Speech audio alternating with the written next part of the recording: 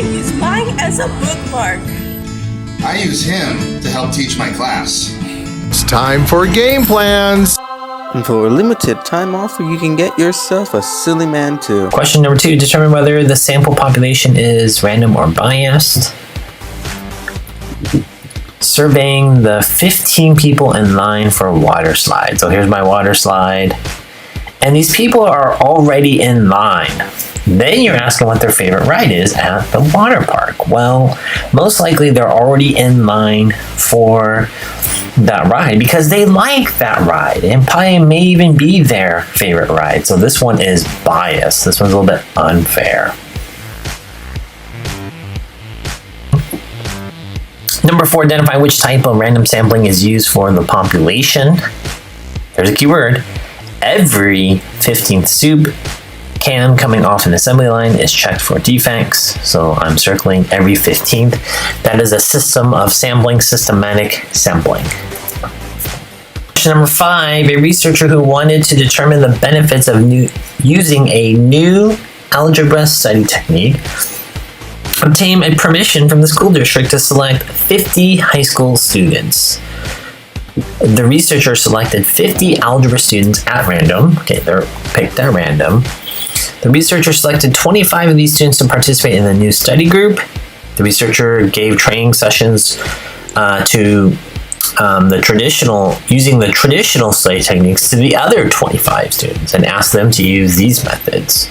The most likely target population in this study is, well, let's say the first 25 are given the new study program. And here in blue, the second type is given the traditional. So 25 are going to the traditional, 25 is new. This is called an experiment. They're breaking them up in 2 groups and they're doing something to each of these groups. Right. This question has, the difference is the most likely sample. So the sample is the small, and the big is the population. So the population in this case is all high school students in the district.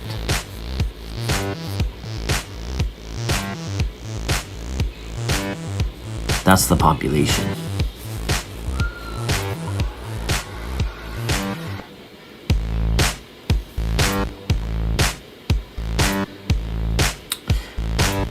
And the sample is something smaller.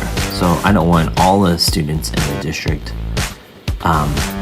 What they just picked in this, grabbing who it is, it's just going to be the 50 algebra students. So that would be the 50 algebra students in this study, which would be choice A. Which data set would you expect to have the lowest standard deviation?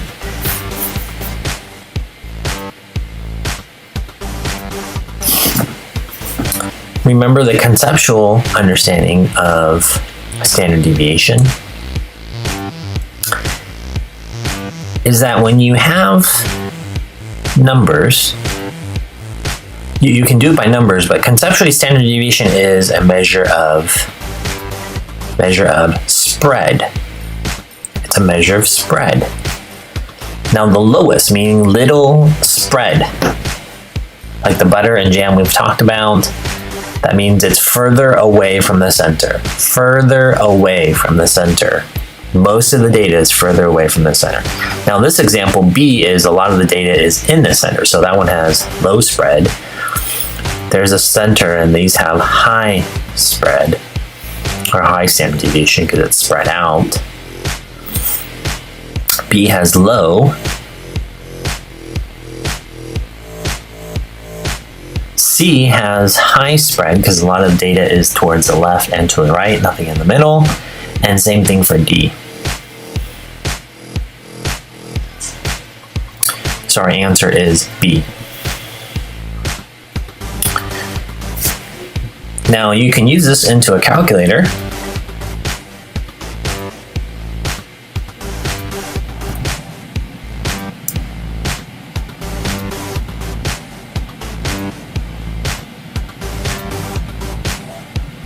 Put on my graphing calculator here. I'm going to press edit by putting all my numbers into the list. And what I did here is, 18 means I have 3 of those, and I just that's called the frequency.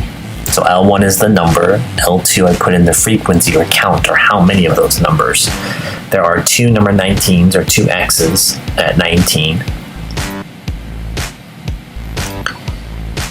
So here that means, 21 has 1, 23 has 1, 22 had 0, make sure to add a 0 there.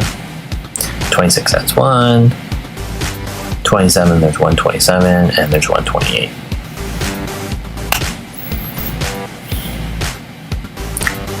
And then you can just go to calculate here.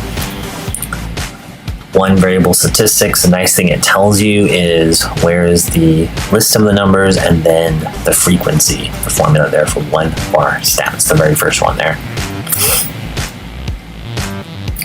Again, this is using my graphing calc on my graphing calculator.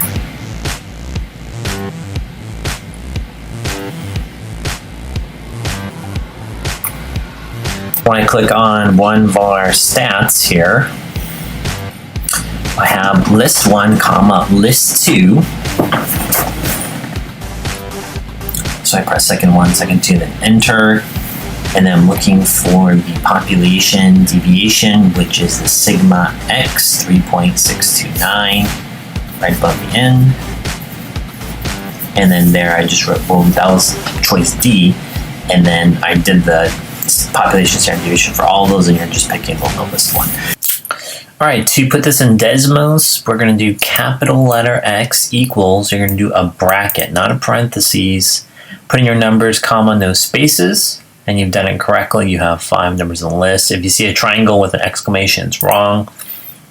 And then now I'm going to do the population standard deviation. So keyboard, functions, go to statistics. If you need to do the mean, you can do that.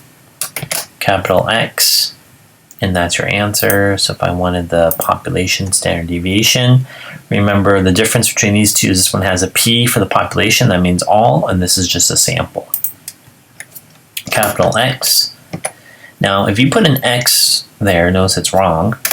It won't give you an answer. And then there, that's how you do it using Desmos. Okay, question 7a here says use the following set. Find the mean by hand. So the mean is x bar over the summation over the number in your list. So I'm adding up all of these numbers. And then I'm going to divide it by 1, 2, 3, 4, 5 numbers. And 100 divided by 5 equals 20. My mean is 20. Okay, now we need to find the standard deviation by hand. So I'm going to take my numbers in my list. 18, 19, 20, 21, 22. If it helps you, you can write down the formula.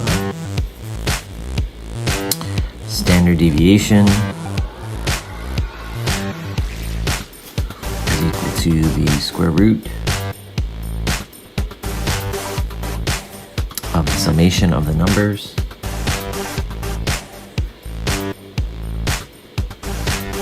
starting with 1. You take the numbers.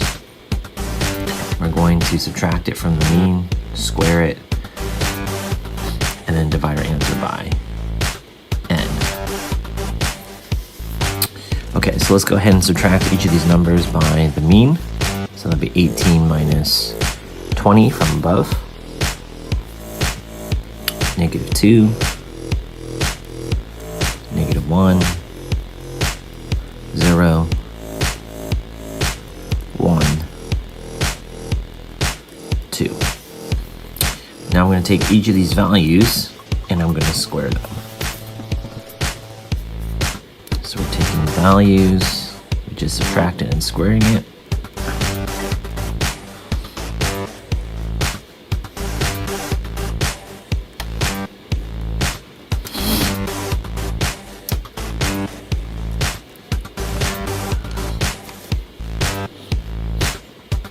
Okay, now I'm going to find the sum of all these values. So if I add all those values up, that'll be 10.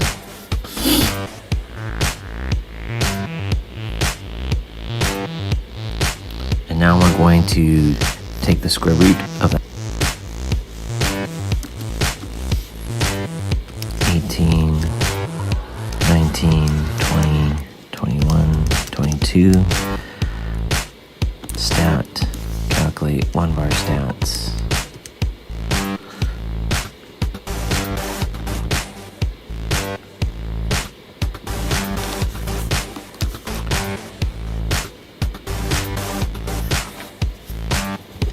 Okay, so we add up all these values and you get 10. And our formula, it's divided by n, which is, we have 5 people. So that means you need to get the square root of 2. So our answer is going to be square root of 2. And so if you put that into your calculator, you'll get approximately 1.41 as your standard deviation. If you use technology like Desmos or graphing calculator, you'll recognize that your answer is 1.41. Mr. Ang, I have a question. Do I have to divide by 0? No, according to the 10 Commandments of Math, number 9, thou shalt not divide by 0.